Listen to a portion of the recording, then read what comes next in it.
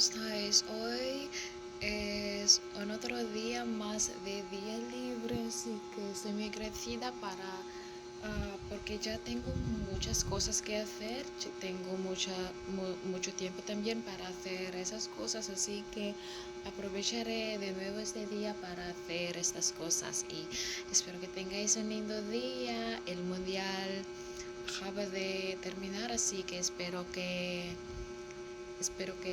teníais un lindo día o no, dependiendo. Pues no soy fan de fútbol, pero la mayoría del mundo eso creo y eso también lo observé, porque en mi país el fútbol no es muy popular, para ser honesta.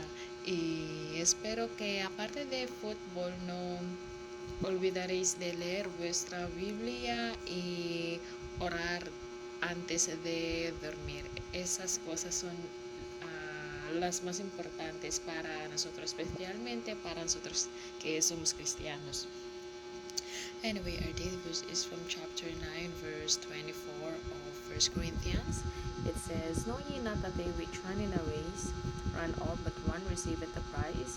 So run that ye may obtain." So, at first glance, this verse spoke to me like you need to serve the Lord in order for you to have the prize as well. But looking at it deeper, it showed me another side, another explanation. So we focus on the word run. Running involves a lot of effort, a lot of discipline, and a lot more exertion compared to running. So this verse is not only saying for us to run, to move it, to go serve the Lord so that we may have the prize.